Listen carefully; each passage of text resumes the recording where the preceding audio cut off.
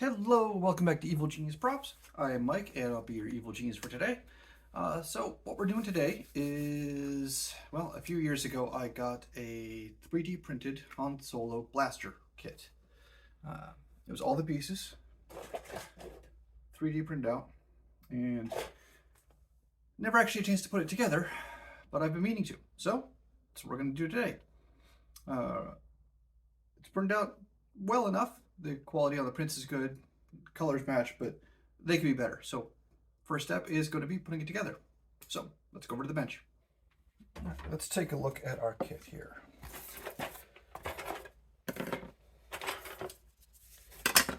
These are the grips, main body, trigger guard, neutral.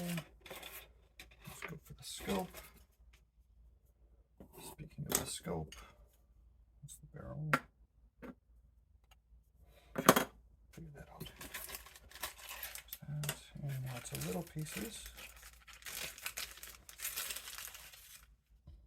It looks like the instructions are on their website, and a bunch of little smaller pieces.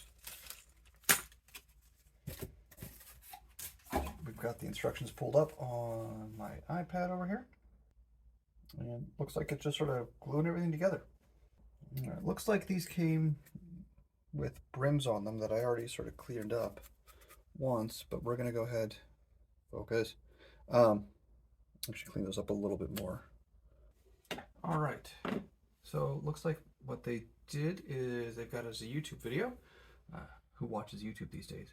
Anyway, they have us a YouTube video, and they just sort of have the parts exploded out and spinning around, so there's not like specific instructions, but that's okay, we can figure things out. It's not too difficult, it looks like. All right, so first thing is we're going to take our body, and then the grips obviously go on that. All right, I don't feel like sitting here while this sets up, so hit that with a little bit of activator.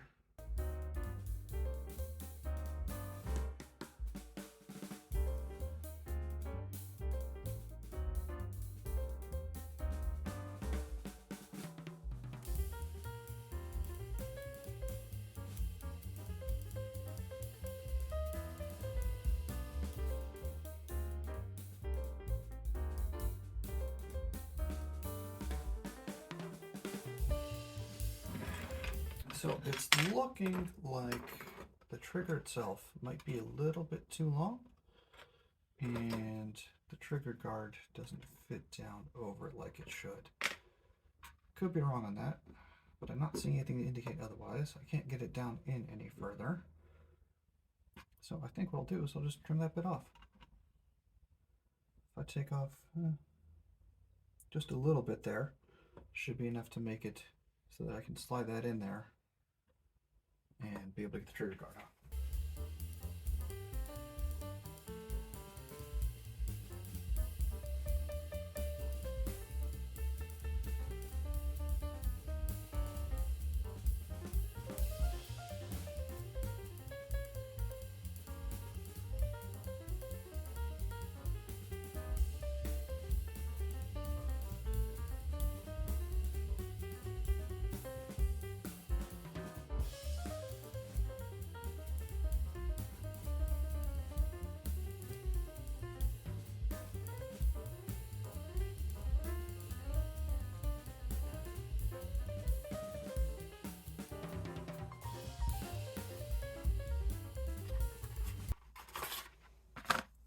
So it looks like there's a little bit of a ridge here at the edge. That's what's catching. So let's see if we can take that off.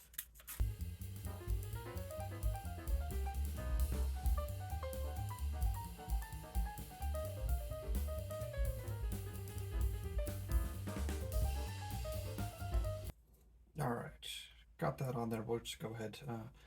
Considering how hard that was to get on, I don't think we're gonna need to worry too much about glue on that part.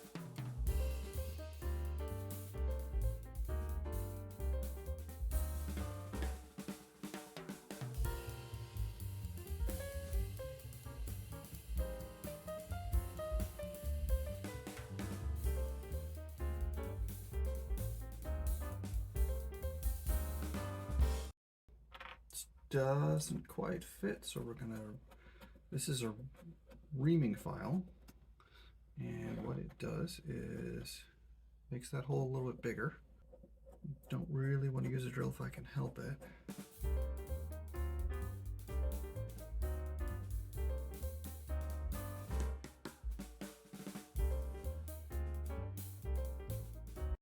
We'll let that finish drying and then hit it with some primer filler.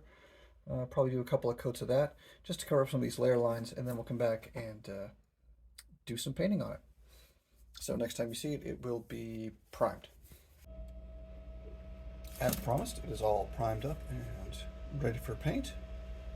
The nice part is that it probably will need a little bit of sanding, but not a whole lot. The primer filler did a good job and went on pretty evenly. There's a couple of spots I want to hit with the sandpaper real quick, but not a whole lot. Now, for a prop like this, my paint reference, I like to use auction sites if one's gone up for auction. So for instance, this is a reference photo from when the New Hope Blaster went up for auction. Just use that for a color reference. Though it's not going to be the end all be all, just because this looks like it's aged a little bit and there's some rust that may not have been there originally.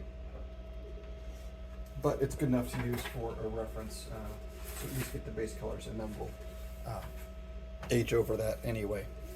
I apologize, I do have a 3D print going in the background, but there's not going to be a whole lot of audio from this anyway.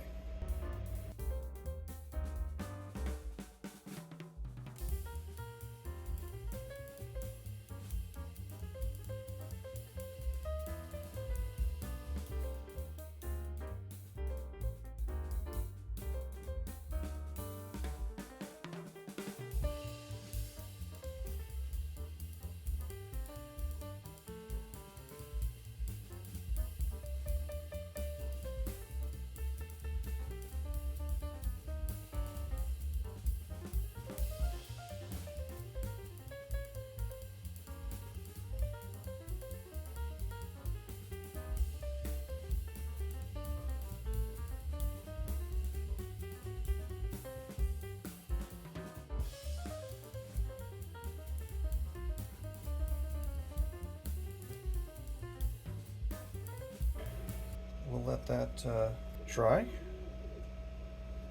all the way and come back tomorrow and weather that. Maybe redo the handles. They're a little not quite the color I'm looking for. All right, we're all painted up. Now it's time for every prop maker's favorite time, which is to say weathering. So in this case, looking at our reference material, which is a whole lot of brown and rust on top of this. Kind of what you'd expect from a metal gun, which this is what this is based off of. We're also going to do some black along here, maybe some silver along some of the edges to sort of look like the finish got broken off a little bit. So, lots of washes and dry brushing now.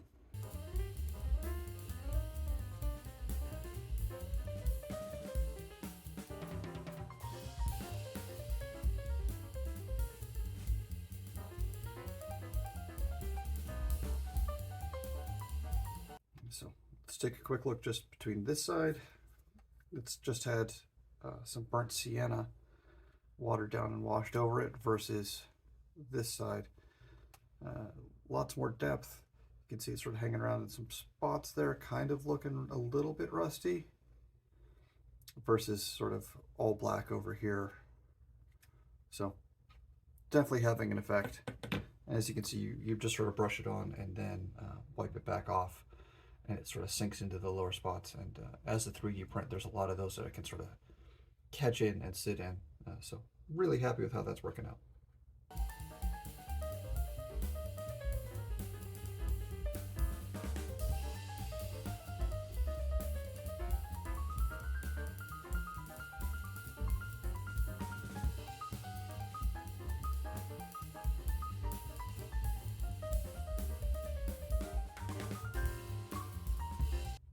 So that little bit of black wash over the silver here helped to cover that up a little bit, dull it down some.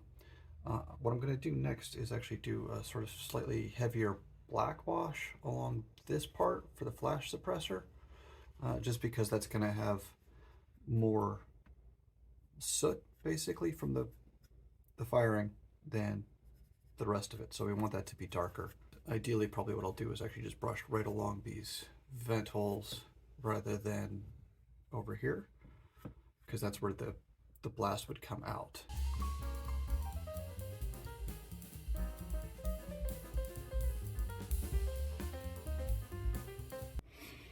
All right, so we're through with the washes.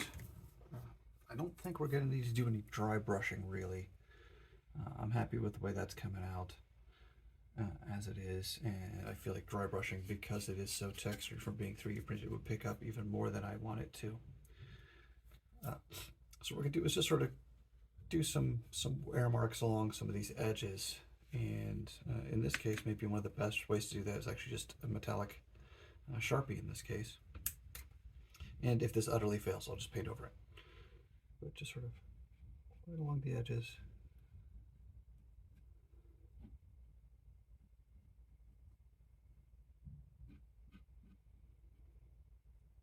What I don't want to do is color over it, but just sort of hit the edges and the high points. So like what I want to do is get the edges out here, but I don't want to do in here because it doesn't really make sense that anything would be hitting there.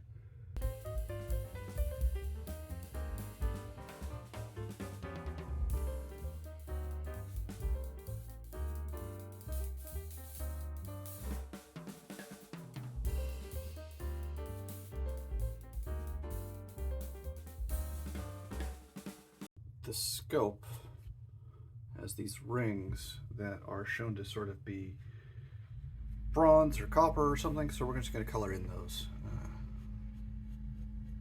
because they're also pretty well aged.